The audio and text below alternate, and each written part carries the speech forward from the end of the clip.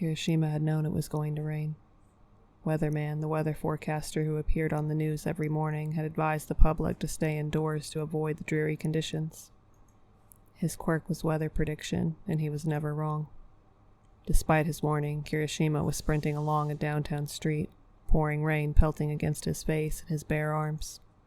His cell phone was getting wet, and he was thankful for the waterproof case he'd snapped over it earlier that morning. "I'm on my way." He checked the street signs before dashing across an intersection. "Give me 3 minutes."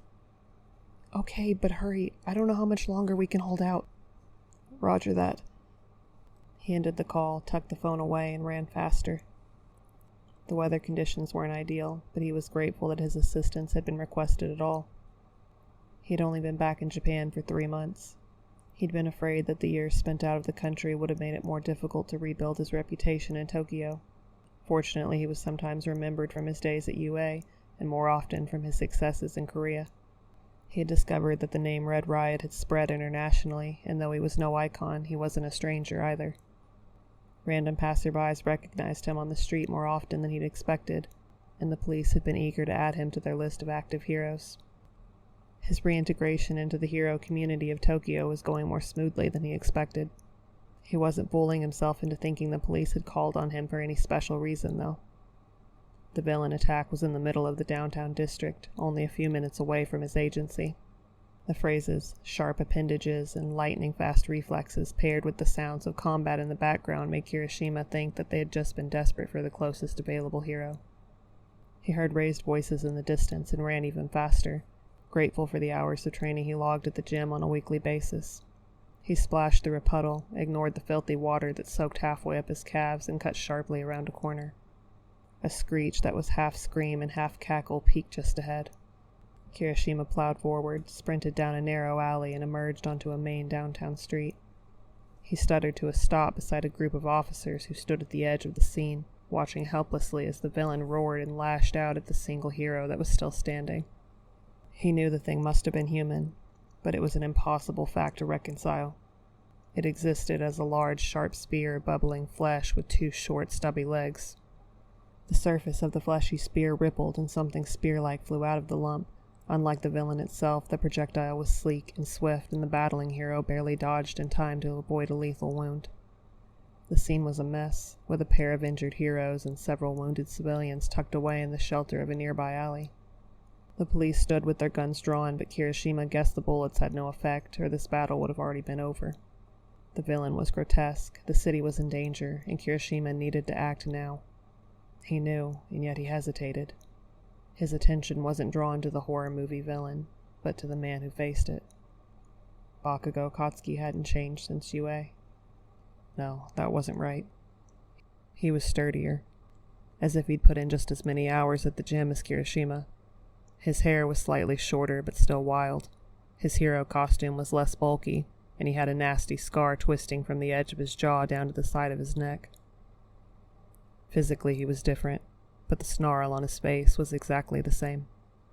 Bakugou rolled as he dodged another spear of flesh, his shoulder slamming against the ground as he dove neatly away. His hair was soaked, water dripped into his face, and still the rain pelted down on him. He raised his hands, gritted his teeth, and sent a flurry of explosions directly at the villain. It was a direct hit, but the villain hardly flinched. Bakugou could still use his quirk in the rain, but his attacks weren't as strong. Kirishima remembered that from UA, when they'd sparred outside together after classes. "Red Riot?" It took Kirishima a few seconds too long to respond to his name. "Yeah." The officers were staring at him, and Kirishima remembered why he was there. "Oh, right, sorry. I'm going." He clenched his fist and his skin prickled from fingertips to elbows to shoulders as it hardened. He jogged forward, stretching his quirk to cover his entire body with little effort. He'd activated his hardening ability often enough that it was second nature. Sometimes he woke in the middle of the night with flesh as hard as steel. Often after a combat dream, sometimes with no provocation at all. Sometimes those combat dreams had Bakugou in them, even though they hadn't fought together since UA. Hell, they hadn't even spoken since UA. Regardless, he knew about Bakugou's status as a hero. He had his own agency and was renowned as one of the top heroes in the city. He called himself Ground Zero, which was a far better name than the ones he'd first presented when they were still first years. Bakugou was highly respected in the hero community despite his rough, abrasive exterior. He'd never been an easy man to get along with, but Kirishima had never minded. "Hey, Ground Zero." He kept his eyes on the villain. His vision was fractured, the effect almost kaleidoscopic. It was a side effect of a full-body hardening, when his eyes were fortified just like the rest of him. "I'm here for backup." Bakugou glared at him, looking back to the villain, then whipped his head back again. The cut of his scowl flickered, surprise bleeding through the aggression.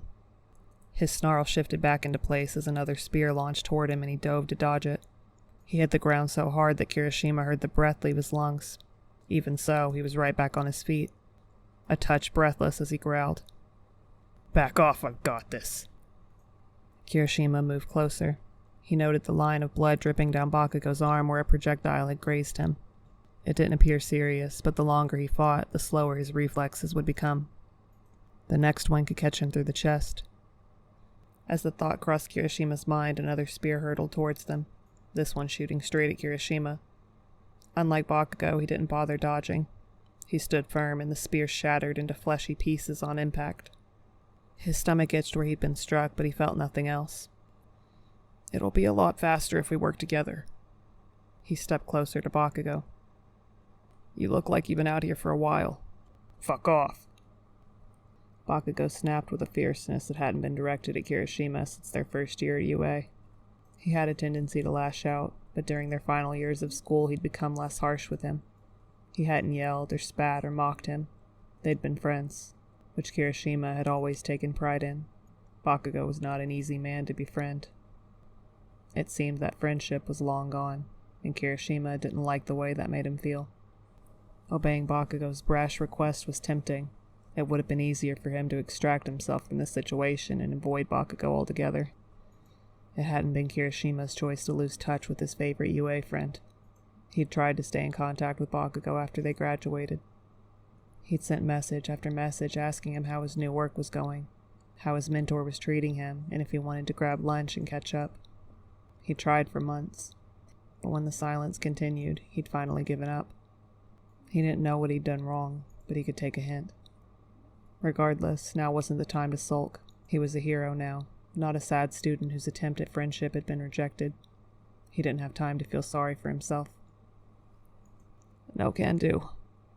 He bared his teeth in a forced smile. He tried not to smile around civilians when he was hardened. He'd heard it was a bit frightening. Bakugou was far from a civilian, though, and he'd seen Kirishima's jagged teeth in the midst of Unbreakable many times in the past. "We can do this together, or I'll do it myself." "Just get out of my way." Another spear pierced through the air. Kirishima darted forward and planted himself in front of Bakugou. The spear shattered harmlessly against his shoulder. He raised his hands and his fists sharpened into honed blades. "Don't worry, I got this." "Don't you even fucking think about..." Kirishima lurched towards the villain, ignoring Bakugou's indignant shouts. They were washed away by the pounding rain and the guttural grunts of the villain as Kirishima leapt forward and sliced a fist through the writhing spear of flesh. The grunts spiked into the squeal of a wounded animal. Blood pooled to the surface of the gash, but it was sluggish and a shade too dark. The flesh rippled and more spears surged forward. 3, 7, a dozen of them. Kirishima braced his boots against the ground and took the hits, the impact a dull buzz against his skin. He cut his way close again, slicing through flesh, cutting his way to the core of the beast. When he struck deep, the slow drip of blood became a fountain. It sprayed the concrete as the short legs staggered back, trying and failing to find balance. The creature toppled, the flesh shriveled, and a moment later a sad, bloody man lay in its place. The police rushed forward, sturdy restraints at the ready, and Kirishima moved back to give them space. As the villain was apprehended, Bakugou scuffed up beside him, arms folded tightly over his chest. "I didn't need your help." "I'm sure you didn't. I was just trying to speed things along so no one else got hurt." Bakugou made a sound halfway between a huff and a growl. Kirishima sighed and flexed his fingers, deactivating his quirk. When he initiated his hardening ability, it was a prickling sensation. When he shed it like a second skin, it felt like a warm steam rolling down to the tips of his limbs. Back in UA, when he'd been struggling with maintaining his hardened form for any length of time, he'd associated that feeling with defeat. Now it was a relief, evidence of a successful job. Kirishima could have left then. The police were carrying off the villain, and even if he regained consciousness and continued fighting, he would be weak. Bakugou could have handled him with no problems. Honestly, Bakugou could have handled him anyway, given a little more time. Kirishima had followed his career closely enough to know that he never lost a fight, no matter what sort of horrific villain he was up against.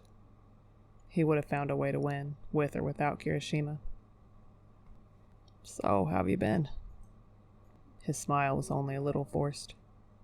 He should have left, but this was the first time he'd seen Bakugou in 6 years. He wasn't ready to walk away just yet. "Haven't seen you in a long time, man." Bakugou looked at him through narrow eyes. His wet hair was stuck to his forehead. There was blood crusted beneath his left ear, and his pants were torn from mid-thigh down to his calf. Despite the rough fight, he didn't even seem winded. There was a moment, fleeting yet gut-wrenching, that Kirishima feared Bakugou didn't remember him. He expected him to say something like, "I've never seen you before in my life. Who the fuck are you?" Bakugou's actual response wasn't positive, but it wasn't as bad as it could have been. "I shouldn't be seeing you now. I was fine by myself." "Yeah, well, I've got to take every call I get, at least until I get popular here. Sorry, man." Bakugou scowled towards the officers who were rolling the villain into a gurney for transportation. He would be carted off to the prison where he would find residence in a cell made specifically for confining villains with his sort of quirk. "Whatever. But seriously, it's good to see you. I heard you made the top 10 last year. That's great, man." "I'm only number 9. This year I'll do better." "I'm sure you will." As the police moved past them, the villain strapped to the gurney gave a weak thrash. Bakugou clenched his fists, a swirl of black smoke sifting between his fingers. "Fucking bastard." He stomped off towards them, and Kirishima guessed he would be escorting the villain while he was transported, just in case. He would have offered to go along, but he thought Bakugou would take it as an insult. "I'll see you around," he called just before Bakugou followed the police into a nearby alley. Reporters were beginning to creep close, still tentative as they scoped out the scene. Bakugou didn't turn back, but he raised a hand in a lazy wave. It wasn't much of a farewell, but Kirishima smiled anyway. Maybe moving back home had been a better idea than he'd thought. Though Kirishima hadn't maintained his friendship with Bakugou, he'd been fortunate enough to keep in touch with some of his other classmates from UA, even while he was abroad. "I don't know." Kaminari plucked his sunglasses out of his pocket and slid them on as he and Kirishima stepped outside. The sun was covered by clouds, but Kirishima didn't mention that. "He seems like a real dick to me." "No way, man. That's just how Bakugou is, you know that. He doesn't mean anything by it." "Dude, you've been gone too long. You should have seen some of the stunts he pulled as a sidekick. One time Best Jeanist almost strangled him with a pair of socks." Bakugou had been Best Jeanist's sidekick for about a year. After that, he'd worked with Endeavor until he'd gained the reputation to open his own agency. Best Jeanist had probably been relieved when Bakugou had left. They'd never gotten along very well, even back when he'd hosted Bakugou for his first internship. "He seemed fine to me. Not friendly exactly, but that's how he's always been."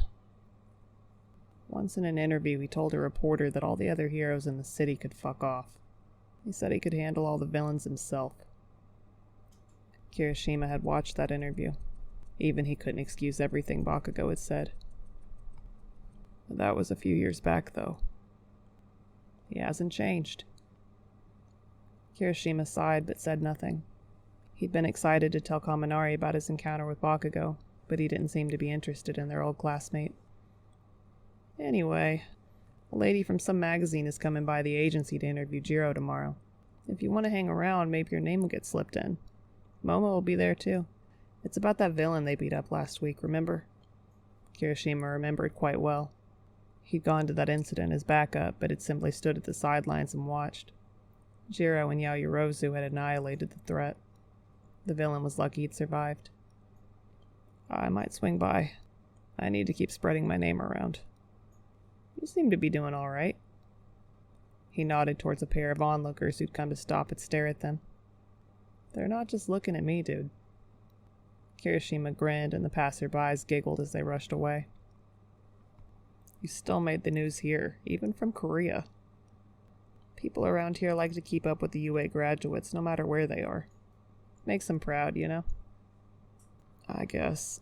I just hope no one thinks I abandoned Japan or something. I just wanted to work with someone who had a similar quirk and Hey, is that Bakugou?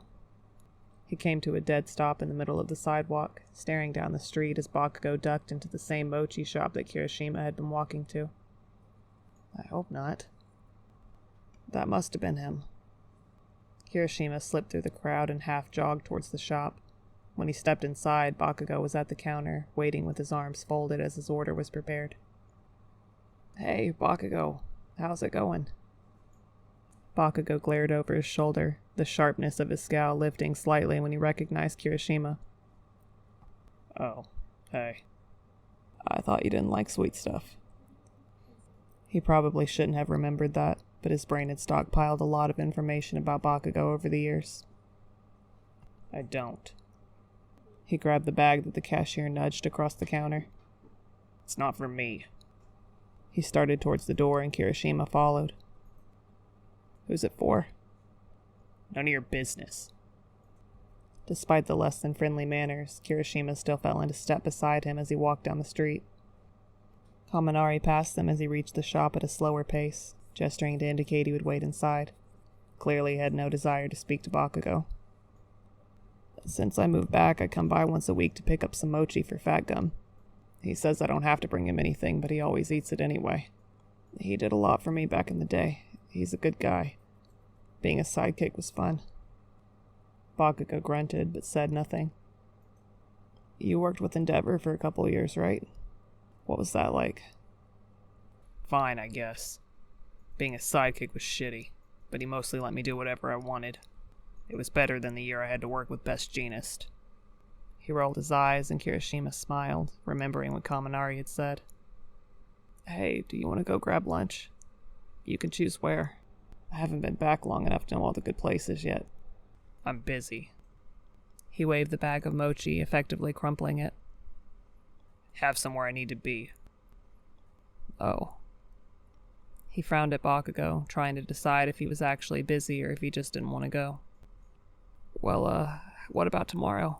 I can come by your agency and we can go from there. I might be busy then too. Oh. He looked over his shoulder where the mochi shop was now barely visible down the street. He should have stayed there rather than following Bakugou around. Okay then. I'll just go and I'll try to make time. No promises though. Kirishima's stomach swooped. For anyone else, that would have been discouraging. From Bakugou, though, it was practically a gold-plated invitation. Cool. I'll stop by at noon tomorrow. See you then. Bakugou mumbled something under his breath that was probably a farewell. Kirishima didn't hear, and he was too pleased to care.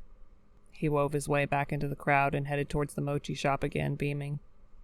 Based on Kaminari's reaction to Bakugou, he probably didn't care about his pending lunch plans. He was going to hear about them anyway.